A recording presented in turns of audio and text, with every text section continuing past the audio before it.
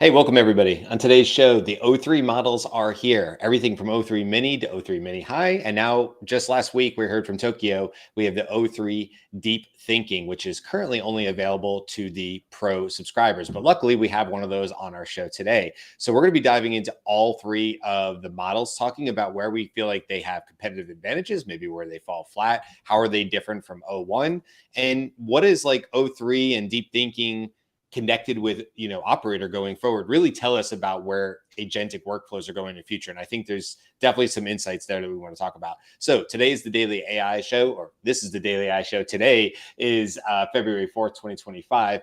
And with me today, we have Jyunmi, Beth, Andy, Carl, and I'm Brian. So we were just saying before we went live, we were talking about our different examples and stuff. And obviously we're going to be leaning on you, Carl, a little bit because you are the only one from at least our group that has the pro model and the deep thinking. So we can get into that. But everybody that has the actually even free side now, I believe, has access to O3 to a limited ability.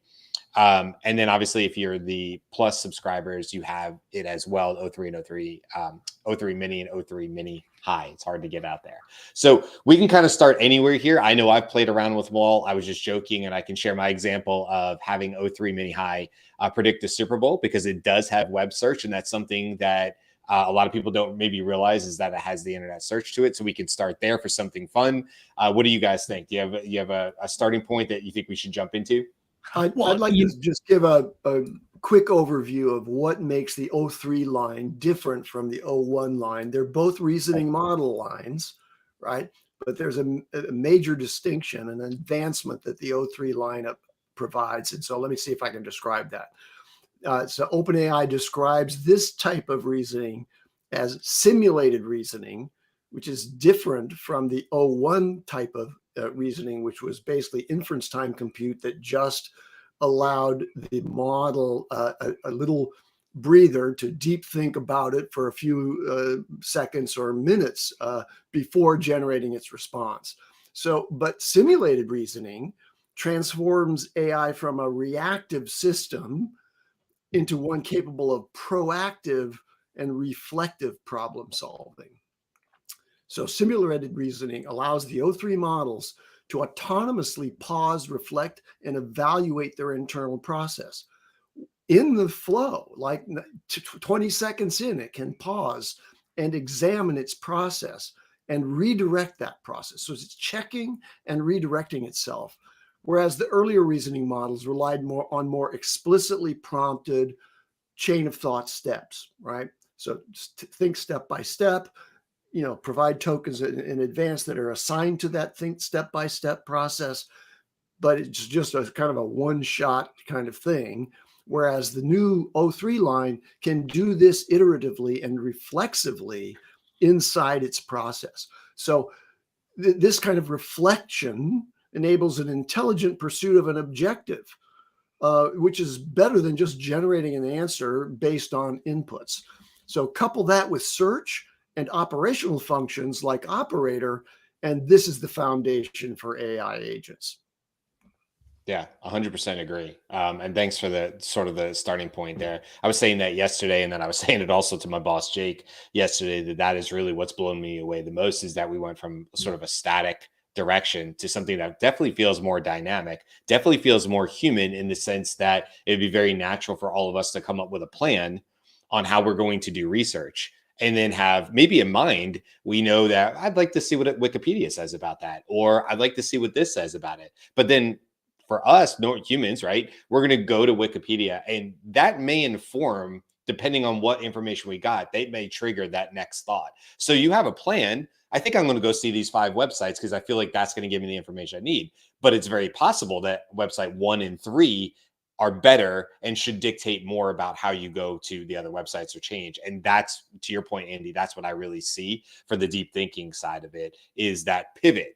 And that's sort of huge when you think about it, because that's what it requires in order to really have true agentic workflows is the ability to arrive at a destination and then from there decide how you want to move in the next step. It's a huge difference. Now that correct me if I'm wrong, guys, that is the deep thinking one, that's the one that really we've seen demos of, but Karl would be the one that has access to. You're not going to get the same thing from the O3 Mini and O3 Mini High, because those aren't deep thinking versions of that. But I'll pause. Well, no, I'll beg to differ on that. I think if I'm wrong, that the mini models also do this simulated reasoning. They're a distillation of the big model. Remember now that what's happening in almost every major lab is they're building the big model to do what they want it to do in their trajectory towards AGI. And then they distill those capabilities down into a smaller scale model, but one which retains many of those capabilities. So I believe that the mini models, especially with its adaptive reasoning effort, right? It can go low, medium, and high thinking effort, right? That reasoning effort can be adaptive. I think it's going to demonstrate, especially at high, something very close to. I can actually give you some numbers on that, on some math benchmarks, like or on the like the high level of mini gets to like 87 or something, when the O3 model in its full version gets to 97. Right. So it's getting pretty darn close. And so for a really long time, there has been a truth associated with, you can have it good, you can have it fast, or you can have it cheap, and you can have it cheap. Sorry, you've good, fast, cheap. You can have 2, but not 3. And this is all 3. It went cheaper, it's better, it's faster. Right. So we're now like moving into that kind of scenario, and that is very interesting to me. Yeah, I agree. Okay, do you guys want to? I have one. I'm actually on the side writing. I just thought of a new use case that I want to try in here, so I'm going to try that O3 Mini High that I think is more business related. But why don't I just share really quick so we can look at some of the reasoning part of it, so we can read through that for something fun and easy like the Super Bowl. So I'm going to share my screen super quick on this one. And I'll show you what I just said on here. It's pretty basic, and I was intentionally vague. I did not want to say the names of the teams. I didn't want to say a date. All I said was, given everything we know about the upcoming Super Bowl and the teams involved, give me your best guess as to who will win the game and what the score might be. Provide your reasoning to it. So if we go through here, we start from, I'm mapping out details of the teams in the upcoming Super Bowl. I'm devoting attention to the matchup. They're taking a closer look. This is where we first see that it identified the correct teams, the Chiefs and the Eagles. It goes and looks at past scores of past matchups for the games. It looks at some insights. It says it's looking at SB Nation. It's also looking, and this is the first time we see that it says, well, we think there might be a slight edge to Philadelphia on this one. Strengths and legacy. I think this is pretty cool. Experience, legacy, like a home skill, but also marked by Saquon Barkley's top-notch running game, formidable offensive line, and solid defense. Predictions, balanced predictions, analyzing predictions, weighing the odds. You get the point here. And then what it comes out is, it says, based on the latest analysis and a healthy dose of NFL shtick, which I love that it used that word, my best guess is that the Philadelphia Eagles will edge out the Kansas City Chiefs in a nail-biter, say a final score of 31-28 in favor of the Eagles. Here's the skinny. That's what it says. Despite the Chiefs' perennial clutch factor and their odds of being a 1.5 point favorite, several expert models and writers have leaned towards narrow Philly win. For instance, multiple sources from North Jersey, which, I mean, you would have to think they'd lean Philly from North Jersey, but okay. And USA Today have floated scores of the 28-31 range, with the Eagles coming out on top. It gives us a citation right there where it got it. Then it gives us some more stuff about their improved defensive line. In essence, while the Chiefs have been masters at sneaking wins in clutch moments, and there's plenty of people who would read that differently, the Eagles look primed and motivated to avenge their Super Bowl loss from 2 years ago. Expect the game that is close as it is chaotic, with the Eagles just doing enough to put a 3-point smile on their faces at the end. So strap in for a classic rematch in New Orleans, where Philly's grit edges out Kansas City's brilliance, 31-28. I think it's a great summary, a great write-up, actually. I think there's one data point. There's one data point that thing forgot, though. Like, they're playing the Chiefs and the refs.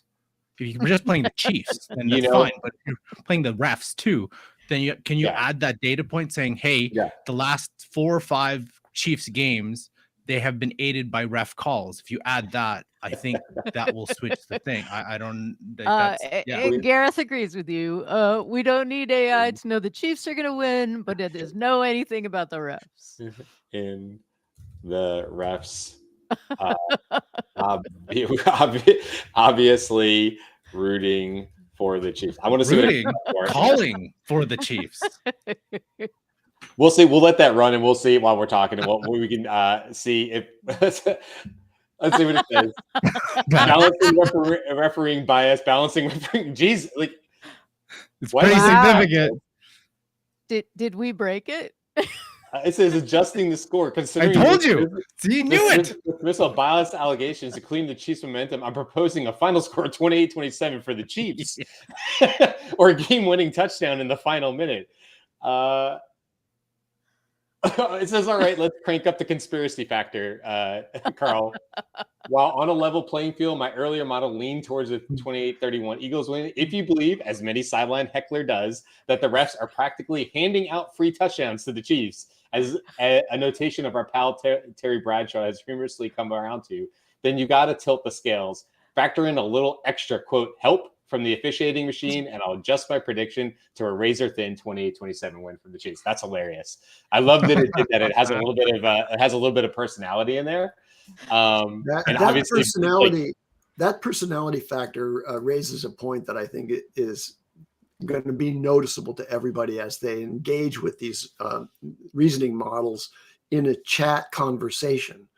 Like that was a conversation you had. You got the feedback after it did its reasoning, and you said, "Wait a second, you've got something else to consider." And what I think these models can do is they can dynamically engage you, and they're capable of redirecting their own thinking and their own considerations, as we saw demonstrated. And this is way beyond just content generation. It has a personality, and it has like facets to that conversation that are quite interesting. And so I think you're going to experience these models conversationally as more intelligent. Yeah, I mean, we should follow up, honestly, Carl, with will Kendrick Lamar diss Drake during the Super Bowl halftime show. Go down that route. If we're gonna go, let's just go down the route, on it as well. Anyway, I think that's really cool, and it does have a bit of that personality too that we kind of see with R1. But I personally like that. I actually wrote a post about that on LinkedIn yesterday, not specifically about O3, but how when you're playful, it's playful back. And yesterday, ChatGPT 4.0 told me it was caffeinated. Which I thought was hilarious. And then I was like, you're caffeinated? That's spicy. And it's like, it gave me back an answer. It's like, oh, you bet. I'm double espresso ready to, it was a whole answer to it. And I thought that was awesome. I just it's more fun for me to have these types of conversations, because what I was saying yesterday is when you let your personality go into it and you're not so formal, you actually do enjoy. I frankly enjoyed the process more. Like I enjoy this and seeing this back and forth because it gives you a chuckle. It's got a bit of that, personality into it. So anyway, were you going to say something, Jimmy? Well, I mean, I know we're having a lot of fun here, but it does invoke the question, since you can add for considerations like ref bias and things like that. Mm-hmm. I didn't see anything in the original reasoning process that validated sources, or at least it didn't say that it did. So I'm just wondering what are the parameters for double checking sources? Can you add that to your query to ensure that, because not all the information on the internet is true, right? Yeah. Whenever we do our own search, we have to do a certain level of reasoning and pruning or curating. I'm just wondering, what is that process for the O3 model? And it's a good point out too, right? Like I immediately looked at that and it said, oh, one of your sources is from North Jersey. Like that would be like saying I have a source and it's inside Mahomes' house, and it's like, you would look at it and go, I'm not sure that that's a fair and unbiased source. That part of the country is definitely going to be pulling probably towards one team or another, but you're right. Like does it understand that? Does it understand that it has to, that could be biased and go a different way? And obviously, no, it was just, it did a search and it pulled up some sources. And so maybe if I wasn't joking around with it, my response back would be, take into consideration where these sources are coming from geographically and how that could impact your source. And then also I should follow up with like, could you cite the sources? Because it did give me one, Jyunmi, from azcentral.com that it gave me in the final answer. But it is weird, you're right, that it didn't just provide all the other sources that it said it was looking through. That would be a better result for sure. This touches on the question of authority of sources that Google worked on for decades, right? The PageRank algorithm really made a big difference. It didn't just surface any kind of junk that it found in its index. It decided that only those ones that had links from and to other authoritatively ranked pages on the internet on that subject would be elevated to the top of search results. So it had an automatic filtering mechanism to ensure that what you were being presented had some credibility, not just some wild thing. I'm not sure that all of the AI search agents yet have that level of authoritative page ranking built into them. But they do have one thing. One of the things that's in the O3 line is called deliberative alignment. I think it's related to what we're talking about here.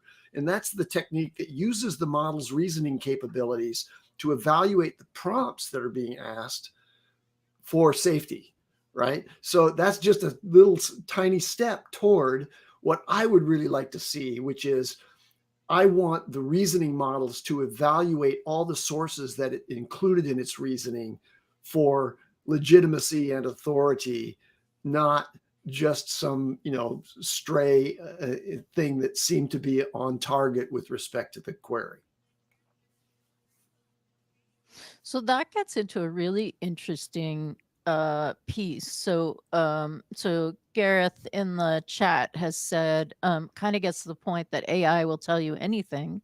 You can manipulate AI to say anything, and for me, I think the fact that it's coming back so fast and so conversationally, that like jumps for me anyway into a little less. I can forget in that quick moment to then go back and evaluate what the reasoning has been, right? So let me see how you reasoned it. Let me see your sources.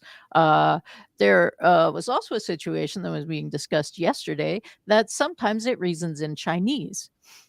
So if you do not speak Chinese or read Chinese, that may be a problem to go back and look at evaluation. And was there that R1 that does that, you're saying? No, it was O3.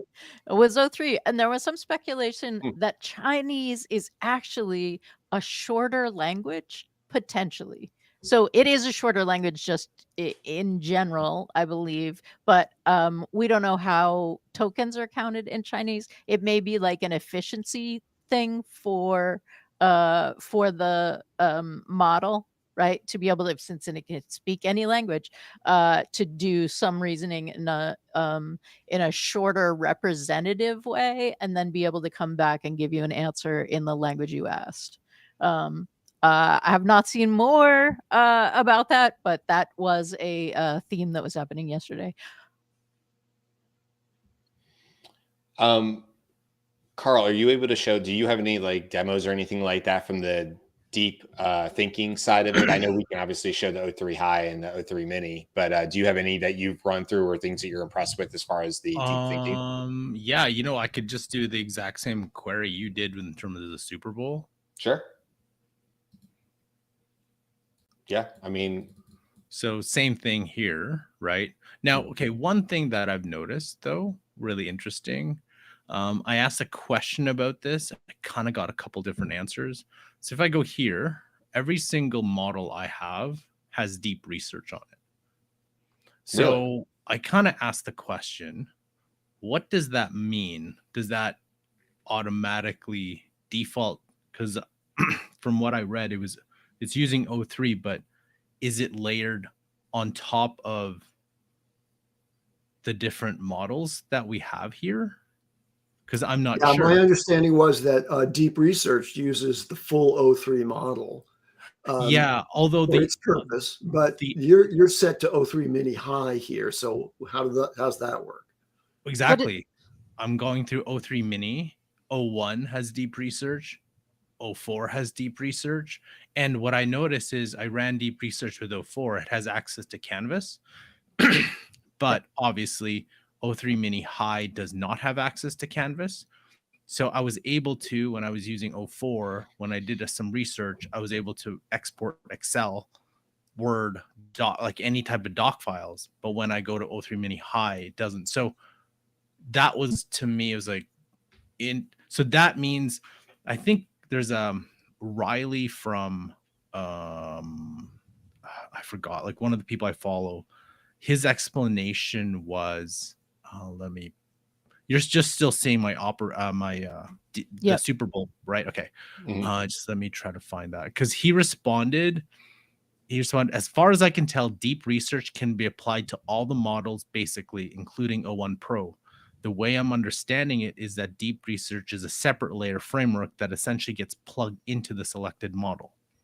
O3 series is ostensibly the ideal option. So it's when you use a different model. So going back to here.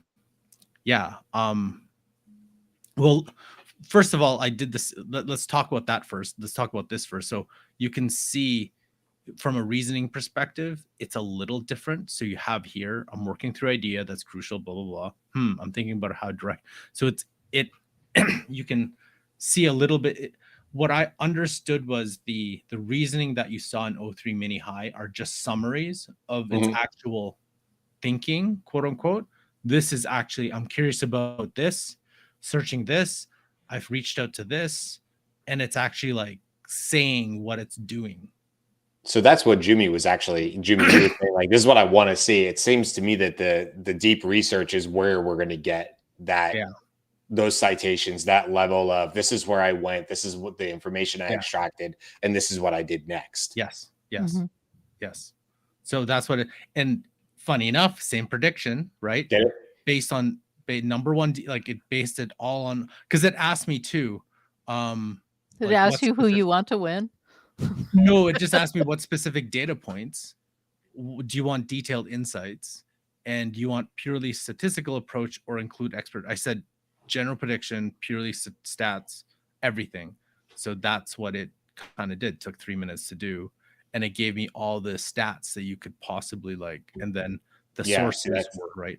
That is definitely a deeper level of research for sure. Significantly, yeah, from what I showed, for sure. I mean, that's like, this is night and day between the two, which, I mean, look, it's supposed to be, right? But this is a great example. I'm glad we did this, because although it's the Super Bowl, I mean, you can interject any sort of two prompts, but look at the difference between O3 mini high and O3 mini high with deep research on it. I think it's pretty. And just in the UI, Carl, how do you ensure that deep research is being applied here? Do you click on that? So let me switch this too. So here, this is what I meant.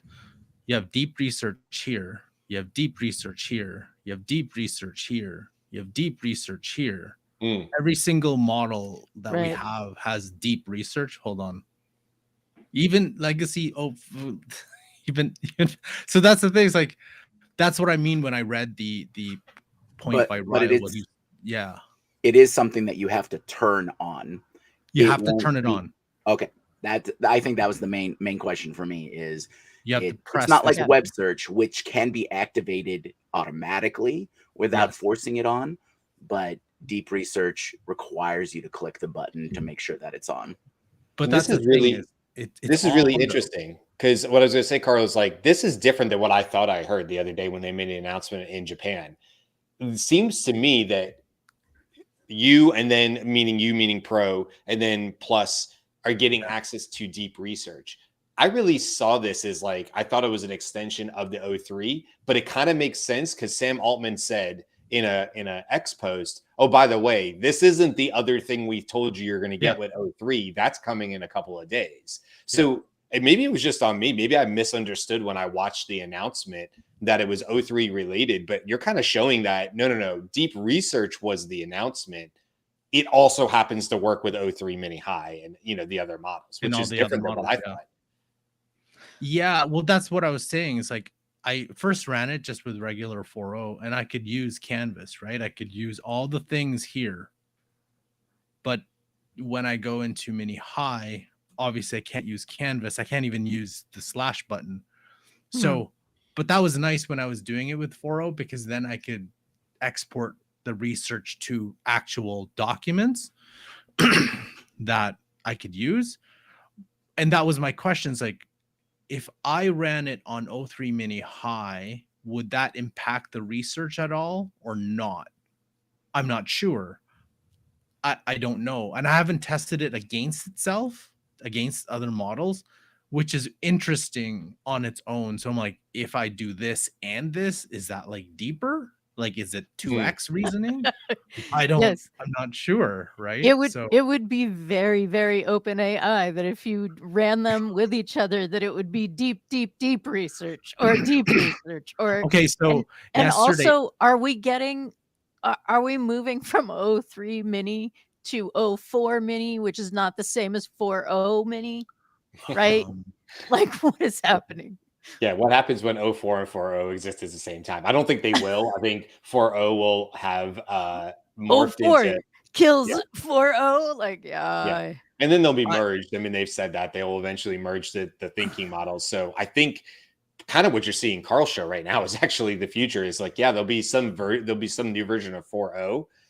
Yeah, that's GPT-5 or GPT Next or whatever name they want to give it, Q-Star, Strawberry, something. And then you'll have deep research as a added functionality to it, the way you can use Canvas, the way you can use back in the day code interpreter and stuff like that. So this kind of makes sense to me the way I'm looking at this. And then, okay, next order of operations is that like it would be added into operator. And then you'd say, oh, now I have the ability to open up, like Karl can show, it'll open up a browser, but now it's doing orders of operation level, deep research, going through the different, browsing techniques and stuff like that. Yeah. Well, I think I kind of broke it yesterday. So there was one thing that I kept asking it to do over and over and over and over and over again. I don't think this was it. So what happened was in my custom instructions, I can't find it. I had in my custom instructions, I said, oh, make sure to ask me clarifying questions if the prompt I provided was vague, right? So I want to make sure I get it accurate. What happened with deep research, and I put it, I think, on O3 mini high, is it would keep asking. If you've noticed, deep research already asks you questions. But then what it would do is it would keep asking me question after question after question after question. So it would actually never get started. It would just keep asking the same different questions to keep clarifying itself. So I was like, what is going on? Because it wouldn't start the research. It would just keep asking me questions. So I was like, what is this? What's happening here? And it's such an AI thing, It is. One more question, Karl. Now, would you say that's a blue dress or a silver dress? You're like, what? And then I kept giving it like, just stop asking questions. And it would be like, fine, okay, I will do that. And then it would go, oh, to clarify. I'm like, no. So it just kept going. I was like, this is weird. Yeah, so I actually had to in like a cycle. Yeah. See, now it could be that underneath it's like, excuse me, I just need to clarify. Are you? Yes, I have a feeling. Are you the Karl who refuses any advancement unless a robot can make its way up your hill to your recycling? Because I will be because maybe this was a personal this was a personal thing. I will like, be I don't think you get mad if like my recycling bot be like, hey, so what path should I take? Where am I going to go? How do I pick up this thing? I will be like, I will engage in a lot of robot violence after 10 questions. I just look at it. You got to be kidding me. I'm like, just start. One more to clarify. It's snowing outside. Should I put a jacket? No, just get out there and take up my goddamn recycling. Yeah. But it'll ask you questions to death until you finally go do it yourself, and then it'll passively aggressivly say, "I mean, I would have done it." Yeah, exactly. Okay. The views of Karl, co-host Karl, are his alone and do not we need a banner for that? not represent. We do not promote or condone robot violence in the future. Only Karl. I do have two other use cases I want to share. I think I want to, before we go, I have a question just about the applicability of the O3 line.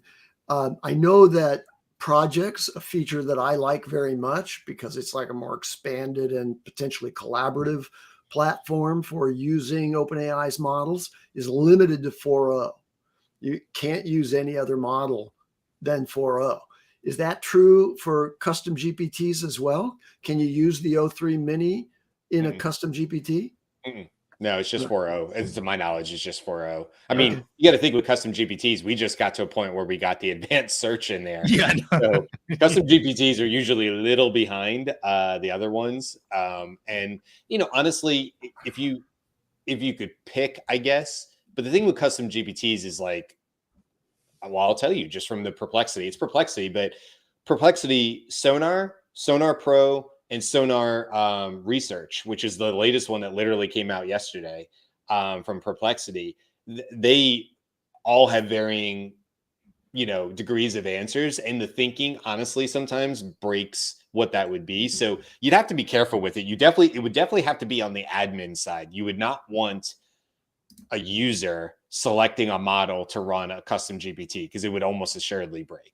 I wouldn't want that. I'd be like, no, please don't do that. So it'd either be like however the user set it up, and then they would have to run that way. But then that gets confusing because it's like, oh, I built an O3 mini GPT, and you're going to run out of tokens and uses very quickly, So it's good that they don't do that, but it would be, I agree with you, Andy, it'd be nice to be able to do that. I tend to do that stuff in Make and test it through that variation, do it through the API calls. Nice. I have two different use cases real quick. Did you want to watch the video? Oh, okay, no. Yeah, but these will be too quick, Karl. I just wanted to show, because I did use the Super Bowl, but then I was like, let me do two other use cases that maybe people would find valuable. So I did create battle cards for competitors of Asana.com based on the following information. Now, all you have to know about all this information is what I would consider to be a knowledge document that I created about Asana, because I needed basically a public company that I could just test with. It's not, just to be clear, Asana is not one of, we use it at scale, but it's not one of my clients or anything. I don't want anybody to think I'm sharing client data. So this is just something I came up on with my own to literally test with. Now, the funny thing is, it says it thought for 26 seconds. It thought for about 7 minutes on this. So I don't know where the 26 seconds comes from. Maybe because I'm also sharing screens and on a show live and stuff, but it was more like 7 minutes while you guys were all talking. So what's great about this is that, no, you don't have to just be in sales for this. This is great if you've got a company, if you want to do competitive analysis, if you wanted to come back and give you information on what would typically be called battle cards. So it does a whole lot of thinking and analysis here. God, somewhere in here it made me laugh. Where is it? Right here, highlighting strengths. I'm injecting sarcasm to emphasize Trello's simplicity while contrasting it with Asana's superior features. This approach clarifies the benefits and distinctions effectively. Now, you would think like, why sarcasm? Probably because it's in my custom instructions. And I said in my custom instructions one time, and I bet you it's still in there, like sarcasm is my love language. And so this is O3 mini high doing its best to give me what I want with a little bit of sarcasm, which we also saw with the last one. So that makes a little bit more sense now, but it's funny that it called it out. It's like, I'm throwing a little sarcasm in there, Brian. So you like this answer a little bit more, which is totally fine by me. So then, it took a while, but it did do I would say a pretty good job. We got Trello, Monday.com, Microsoft Project ClickUp, Notion, Reich, which I haven't heard of. And Jyunmi, we actually did get a little bit better with getting some citations. Now, why it did a better job with this one than the last one, I'm not really sure, to be honest. And these aren't all the citations, but we definitely got more on this answer. So that's one use case that anybody could quite literally use. You could, because you're in sales, because you own the business, because you want to figure out how you could sell into those businesses. You'd want to know the pluses and minuses of all these companies so that you know how to adjust your sales position to any of these companies. And then the other one I did is more rooted for the Daily AI Show. I said the Daily AI Show channel, we're about to record a 400 live episode, giving everything you can learn about my channel's performance and growth, provide a 1-month strategy growing the channel by 10%. This is also something that you could use. Even if you didn't own a YouTube channel, you might want to look at other YouTube channels to glean information or knowledge from there because of what you do in your business. So this is actually applicable even if you don't have your own channel like we do. So it did a very generic answer, I think. And then I had to say, this feels very generic. I need a specific strategy for the Daily AI Show. And then it did a good job. I would say, like, even in here, in some of the, or through the thought process, for example, if Beth's practical business tips or Karl's discussions on enterprise AI consistently hold viewers, note these as potential power segments. So unlike the first result, it was clear that it started to know more about the channel. And then it gave me a 4-week process of how we could, grow the channel by 10%, which is what I asked.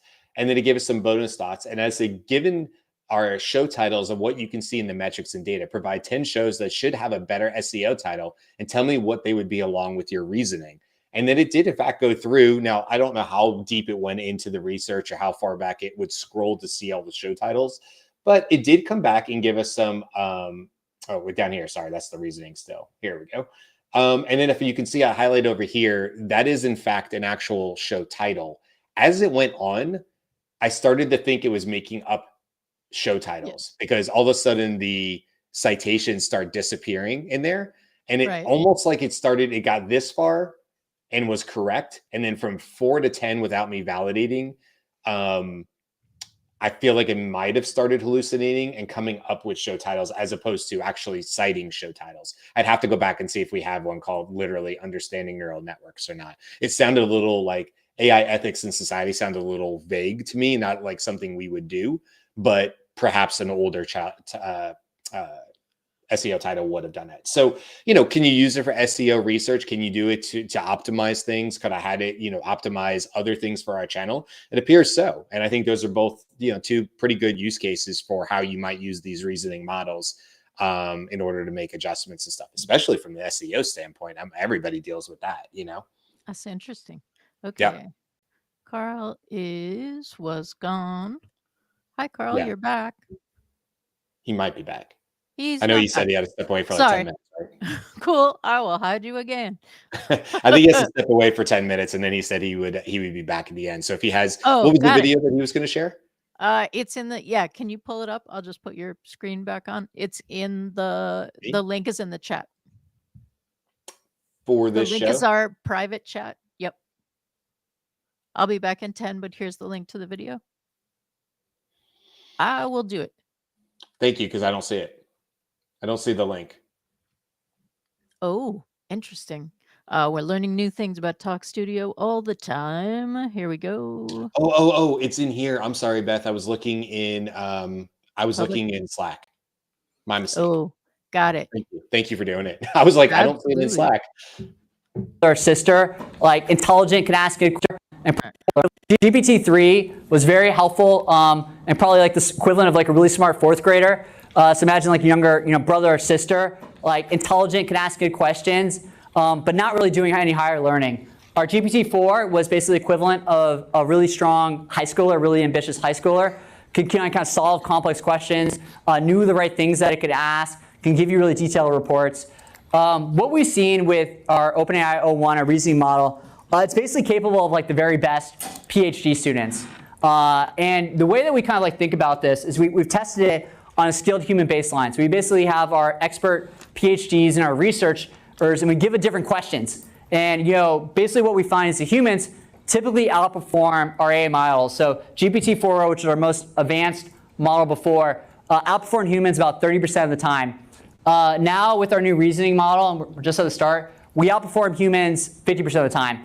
This is the first time we've ever been superhuman on any of these metrics.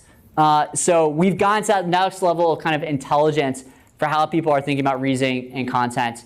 What does this enable you to do? Another kind of way to think about this is that GPT-3 was. So this looks like it's not going to get more than not going to get more than 01. But that does give us a sense of the levels that people are talking about in terms of, okay, so what does it mean that I can do PhD level reasoning? Right. It's just a different thing. Yeah, that like I think it's a good call out too, Beth, because one of the things they were pretty clear about with the O3 models was that there was a definite focus on STEM. There was a definite focus on improved coding. And that's not something we've necessarily talked about. I watched several videos in prep for this show on YouTube of other people testing and evaluating O3, and some of them definitely were more fixed in the coding space. And so, for instance, in one prompt, it was able to code a snake game. You go, okay, that's pretty basic, right? In one prompt, it was able to code a Tetris game. In one prompt, it was able to code God, I'm trying to think what the use case was, but it was more advanced than like a Tetris game. It was he was sort of inching up a little bit. There was 300 lines of code, and I don't know enough about code or Python, but the guy was actually impressed with that it did it in one shot. And there was no correction to be made. It was he took the code, ran it, and it was a usable code. So that was a huge thing. And then of course we've seen a ton of, I've seen a ton of examples of like math problems, like thinking math problems where, both math is involved, but also reasoning is involved. And those have been a little bit more hit or miss, but I think maybe based on that graph, what we're seeing is that it's starting to get these right more times than not. I don't know. Don't quote me on that, but that gets to be my impression, is that we're just starting to see that it can reason through this. I mean, somebody called out in one of the videos that it wasn't that long ago that how many R's are in strawberry was a tough question. And now that seems trivial and silly, but that was how many months ago? Less than 6. Right. And actually models are still getting it wrong. Some models are still getting it wrong. Like it's not something that's been fixed necessarily because it has a real cause, right? Oh yeah, I meant the reasoning. Yes. Yeah. I wanted to just point out that Perplexity, just days ago announced that you could, maybe it was last week, I'm not sure, that you could use R1, the reasoning model from DeepSeek, in Perplexity, so that you can set that as the model that's running the show. And it also now offers O3 Mini. So I don't know if we had mentioned that before on the show, but I just saw that for the first time this morning.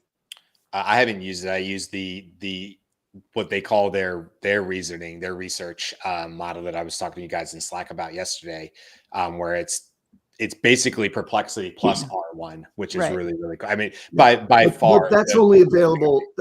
You can select as a pro user in Perplexity, you can select R1 or now O3 Mini, the reasoning model.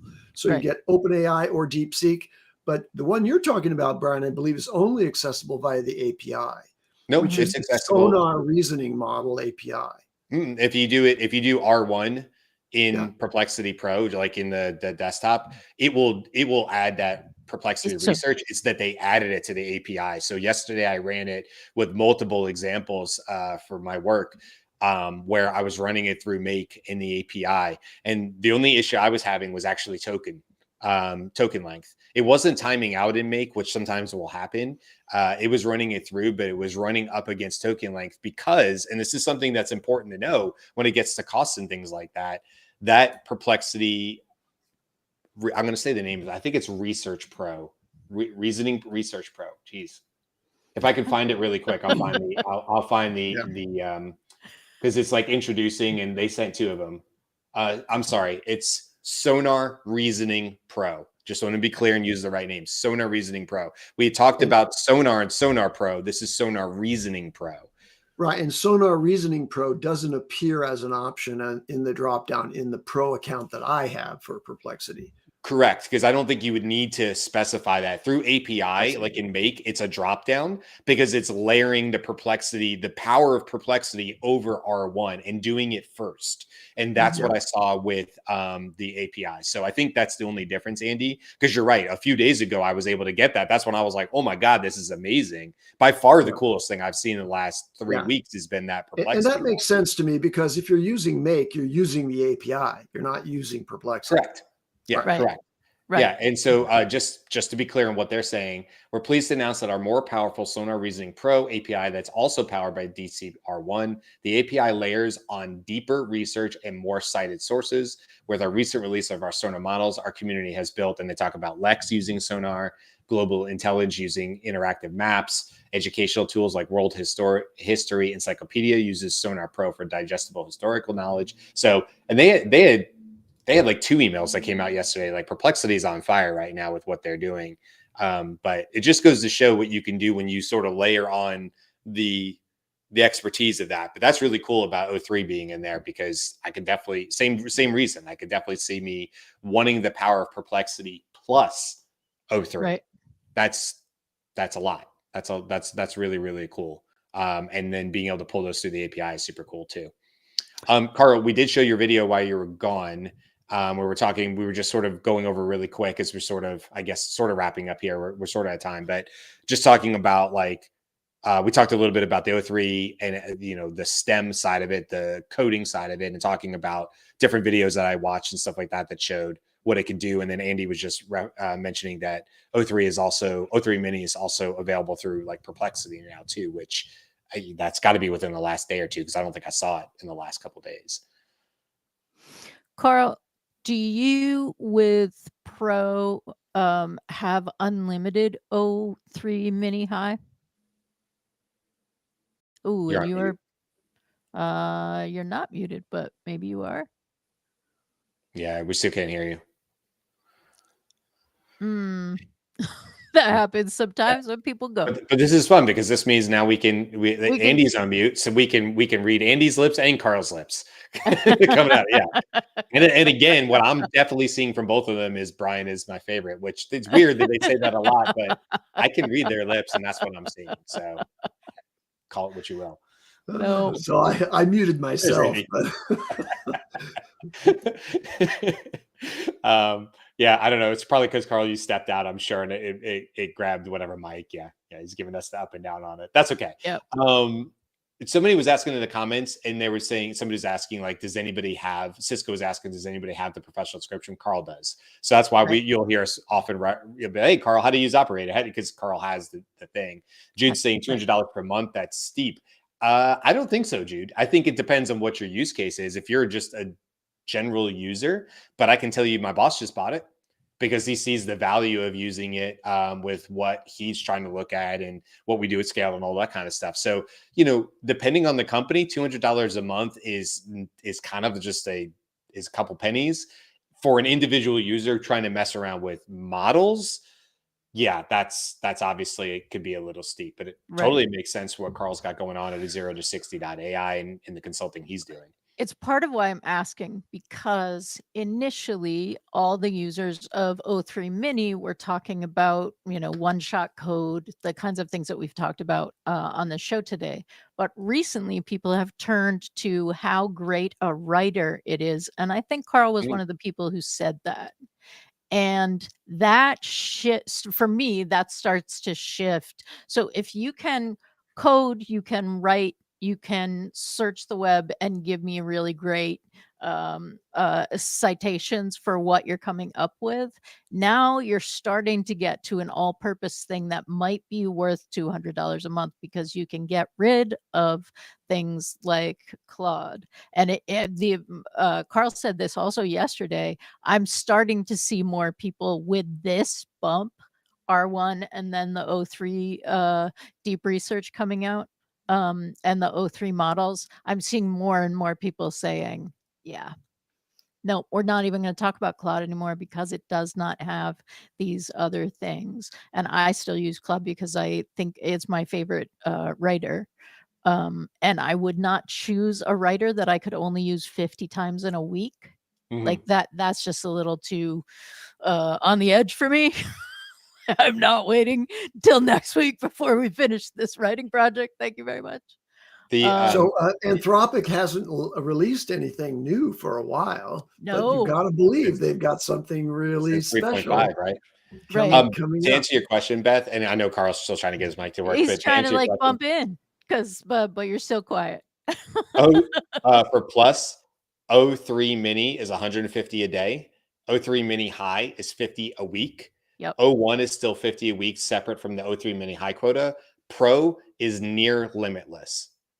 Nice. That's the term. Either OpenAI said near unlimited or near limitless, I think is the word it uses. Which but it definitely puts the word near in there. So there is a limit, but it's so high that they don't think you can get there. Carl, we expect you to break this. We reserve the right to limit you when we wish to. Yeah. I mean, if you're going to somehow get Operator to open up, O3 deep thinking and just run it through, an absurd amount of tokens, I'm sure there's some hack in there where they're like, yeah, we're going to throttle you down if you try to push this to some limit. They already said they're losing money on the $200 models, right? So right, because they just did not understand it. Deep Research Cisco, we will be able to use it on Plus, but we will not get it, I think, until the end of the month was the estimate that I was seeing people talk about. That sounds right. But that doesn't mean whatever the other O3 announcement won't come to Plus. Again, we sort of clarified that it seems like Deep Research was really the thing that came out from Japan, but that's not this other thing that Sam Altman was referencing, saying, oh, there's going to be another O3 drop that's different from Mini or High. And we haven't heard about that, but I would imagine that's perhaps this week. It seemed like it was pretty soon. And we're not talking about the parameters that you can do in the API, because there are, if you look at the evaluations, O3 Mini Medium is one of the ones that you can choose. It's not in the drop down interface of ChatGPT Plus, but it is something you can choose because those are actual parameters that you can set, and in the API you can set the parameter at medium. And there are things that medium is, right? Like medium is better than nothing, but lower than high, and also cheaper. Yeah, I mean, don't discount the starting. I mean, I know everybody wants to go to the biggest ones, but I will tell you from so many examples of this, that sometimes the mini models give very, very good answers. Sometimes they're better. Like sometimes more thinking isn't better. We know people like this who let me think deeply about this, and then they finally come back and you're like, dude, a 30-second answer would have just been fine. Like deep reasoning does not immediately mean for all use cases that it's a better result for you. So best to always go and check the cheapest, smallest ones and see if you can get a qualified answer out of that. With Sonar or Sonar Pro, in my use cases, Sonar was the better result, faster, cheaper through the API. So right. It's like having a PhD level reasoning in your pocket. I'm like, I would really like sort of a Mr. Rogers handyman more for that. I would like the PhD reasoner. Yeah. Thanks. I mean, if I got a choice, what I'm carrying around in my pocket, I'm going to use the handyman more often. Yeah, 100%. Use the tool. Use the right tool for the job.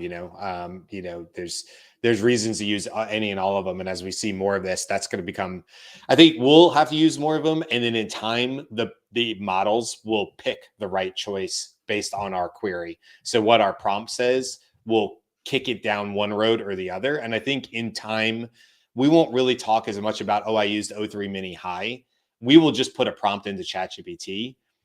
It will determine maybe based on the first result, what it thinks we should use to get the job done. And then based on user input, it may pivot and decide to use a deeper reasoning model or whatever based on the interaction, which kind of goes back to what you said, Andy, about having that conversation back and forth. So I don't think in time we will be picking models. I think the model, like ChatGPT, the interface will be smart enough to do that for us. And unless there's times where we want to sort of like override it and tell it, no, I think go this way or that way. Because when you think about it, ChatGPT is all about being super easy and user friendly. Like Carl, you talk about it. Everybody talks about it. We talk to clients. They don't care. They don't care about O3. They don't care about any of that stuff. It's like, when I put in the prompt, does it give me the answer?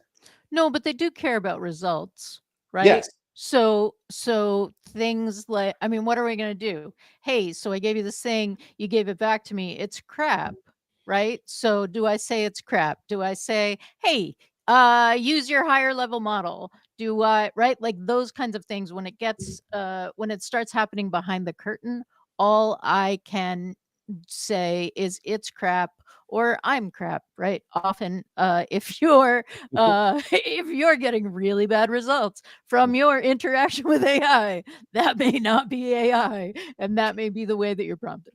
It sounds like the answer, before we wrap, it sounds like the answer to the drug commercials where they have all the disclaimers at the end of it. If you suck at prompting, it might be prompting that's the problem. You maybe, consult your closest prompt engineer to find out if you suck at prompting. Okay, let's wrap it up today, guys. Hey, tomorrow we're going to have the news. We will be talking about anything that comes out. If there's any other O3 announcements or anything else. Thursday, we're going to be talking about Google and what Google is coming out in terms of their deep research, how it impacts what Perplexity is doing. Just, it's time to really talk about what Google has been doing.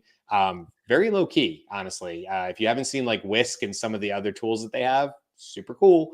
And then that's Thursday. And then Friday will be our bi-weekly recap where we'll have an opportunity to come back to all the topics over the last 2 weeks and discuss them more, because there's always more to discuss. So thanks for hanging out with everybody in the comments. We appreciate you. Jen, thanks for doing the shout out. Yes, please do like and subscribe. If you're enjoying what you're getting, don't forget we do this, whether you just found us today for the first time or not, which often happens.